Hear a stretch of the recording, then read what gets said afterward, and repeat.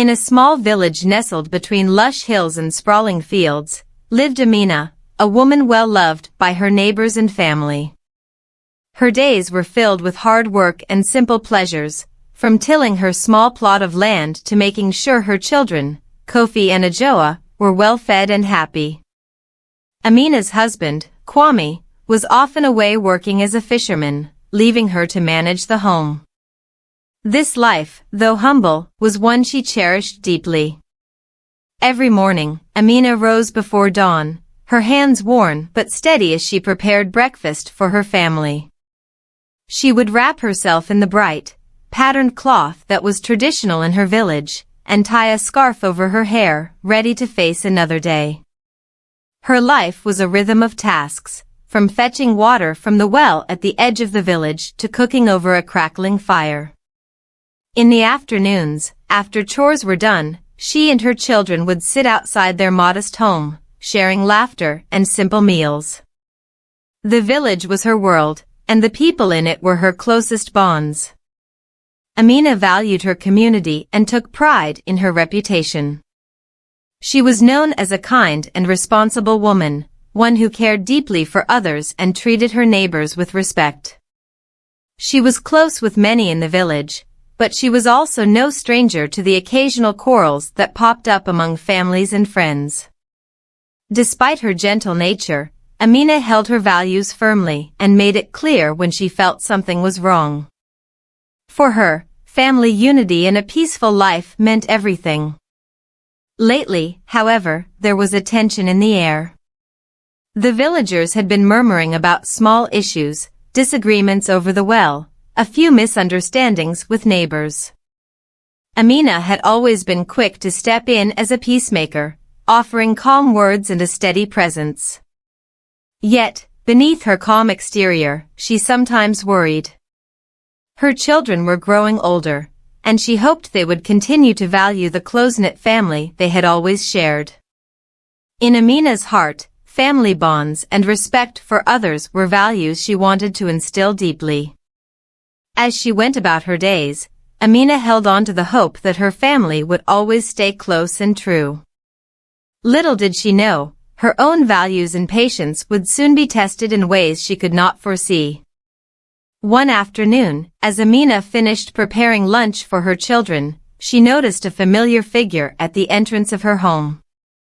It was her neighbor, Mama Adissa, an elderly woman who often came by for a friendly chat or to share the latest village news. This time, however, her face held a serious look. She walked over, her voice quiet yet firm, explaining that there had been some issues with the water from the shared well at the edge of the village.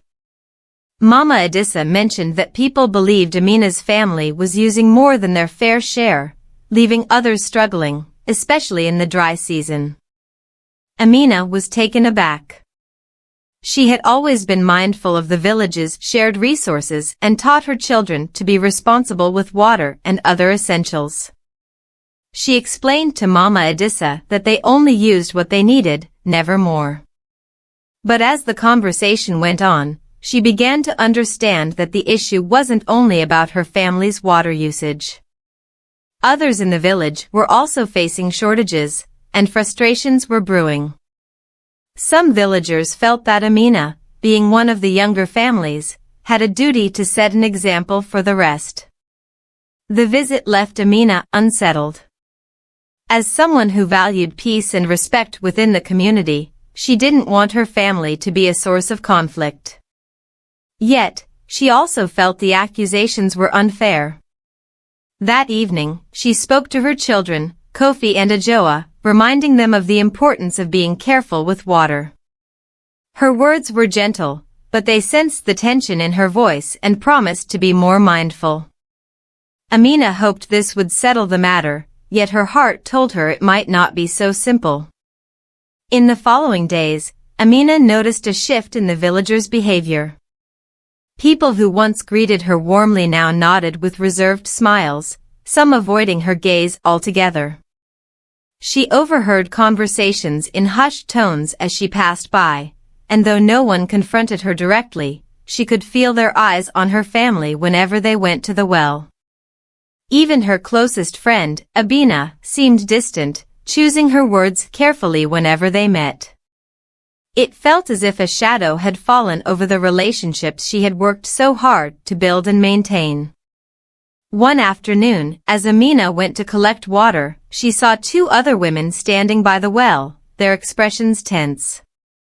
They watched her approach without the usual warmth, and one of them, a woman named Safia, finally spoke up. "Amina," she began, her tone uneasy, "we need to talk about the water."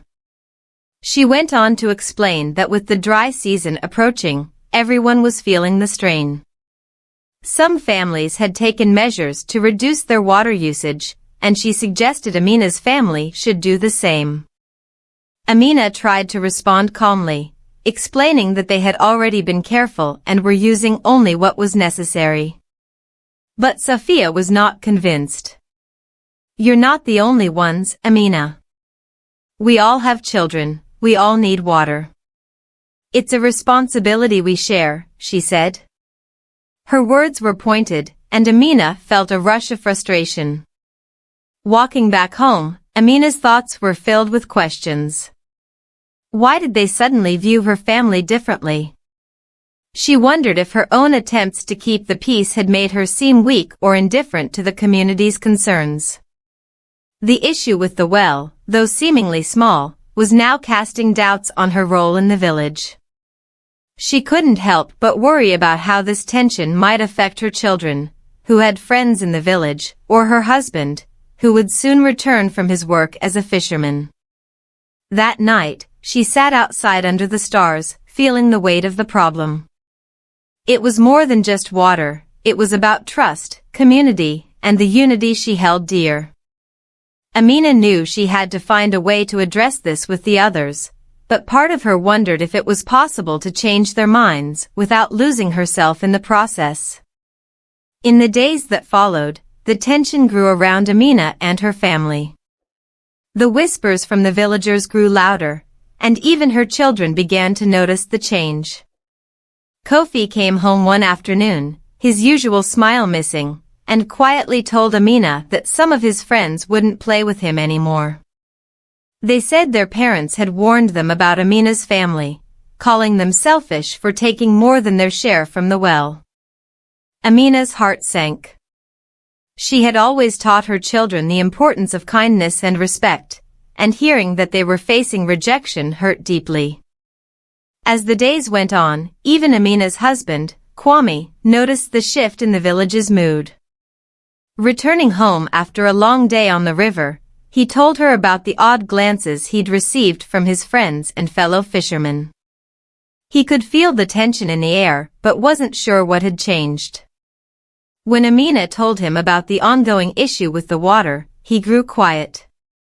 He hadn't realized the situation had become so serious, but now he saw how it affected not only their neighbors but also his own family.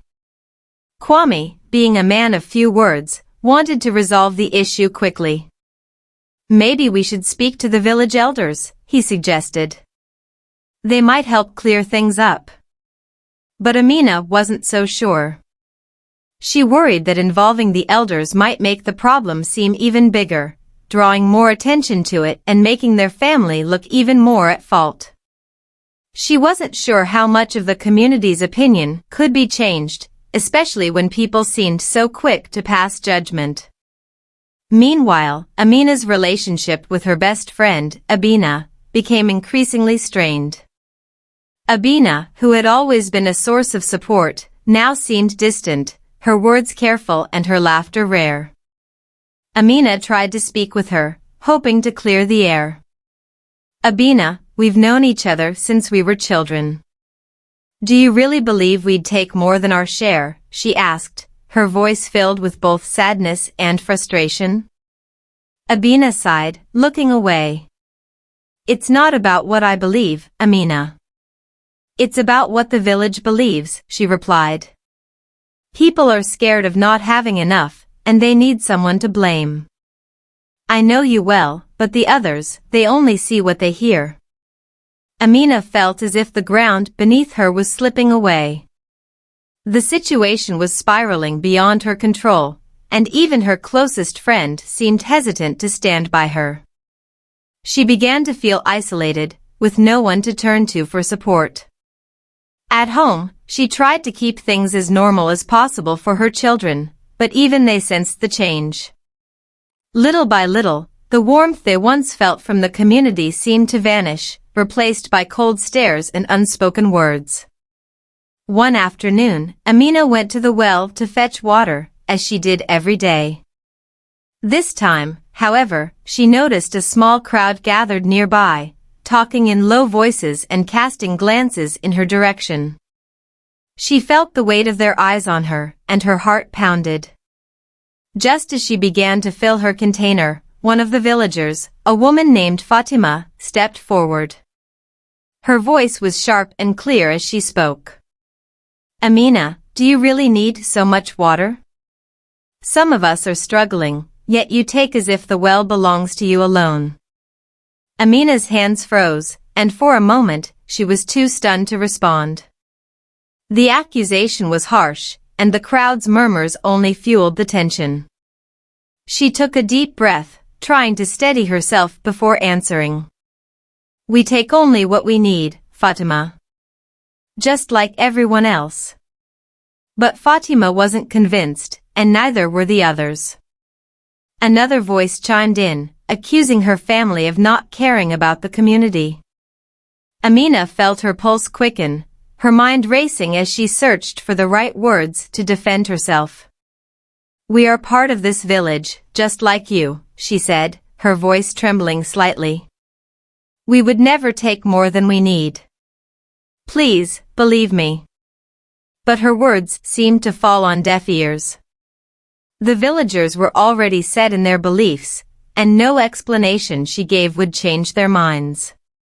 Amina felt helpless, standing alone in front of her community with nothing but her honesty. She could feel the weight of every glare, every whisper, and every judgment passed upon her family. As she walked back home, her steps felt heavy, and tears pricked at her eyes. She couldn't understand how quickly things had changed. The village she loved, the people she called friends, now saw her as an outsider. The thought of her children growing up under this shadow filled her with sadness and worry.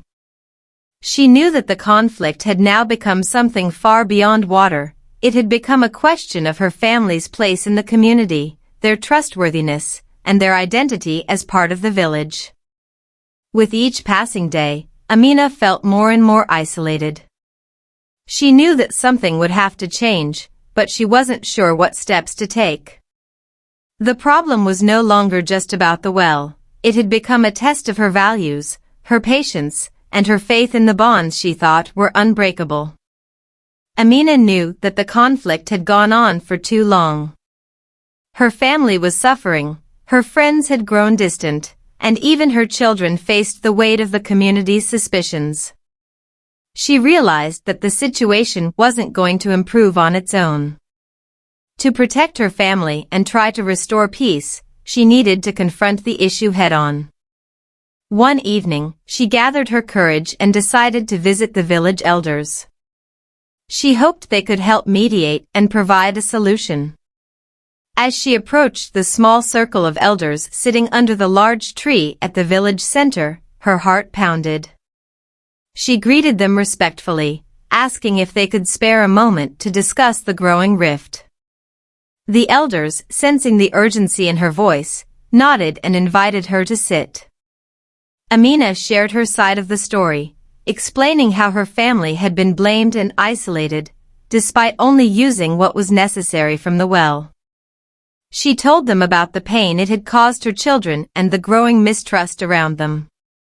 Her voice cracked as she spoke, but she remained strong, hoping her sincerity would reach them. The elders listened quietly, exchanging glances. One of them, an older man named Musa, finally spoke. "Amina, we understand your concerns. We've heard the complaints from others, but we also know you and your family.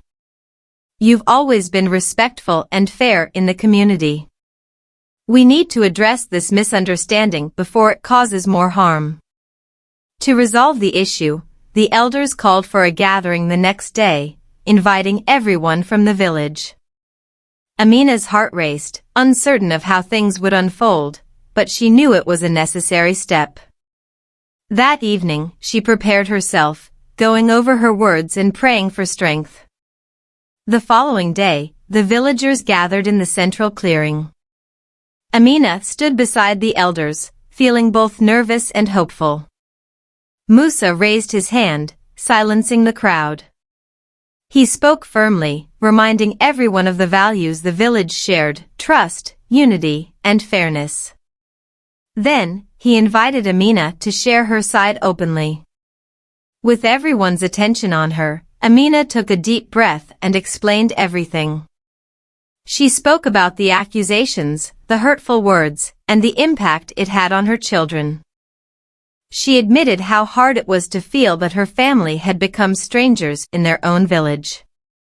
"We are part of this community," she said, her voice steady. "We only want what's best for everyone, and we have never taken more than our share." As Amina's words settled over the crowd, some of her neighbors lowered their heads, looking ashamed.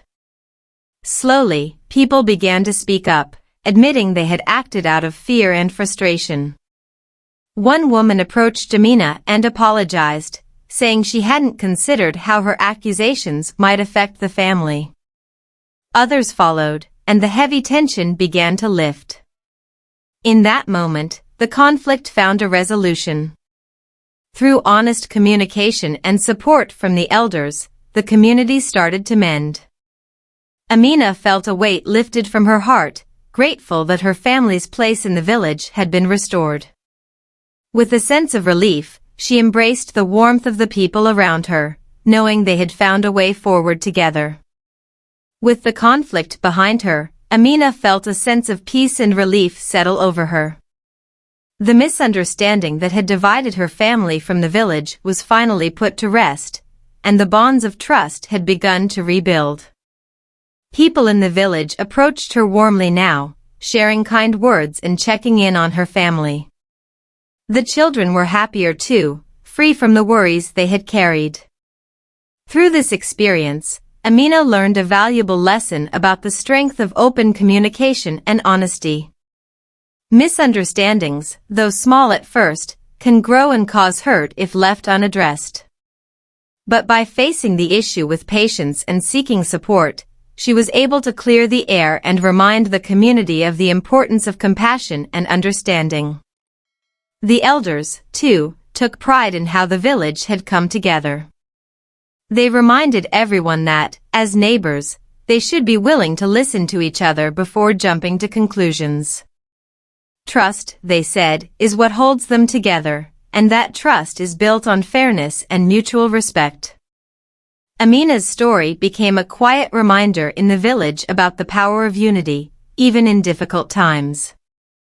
As life returned to normal, Amina felt grateful for her family, her community, and the support that had helped her overcome the conflict. And so, with peace restored, Amina returned to her daily life, knowing that the village would always be stronger when they stood together. Thank you for watching this story. What do you think about how Amina handled her situation? Have you ever seen a small misunderstanding grow into a big issue in your own life or community? Share your thoughts in the comments, we'd love to hear from you. If you enjoyed this story, please hit the like button, subscribe for more, and share it with friends or family who might enjoy it too. Your support helps us bring more stories like this one. Thanks for watching, and we'll see you in the next video.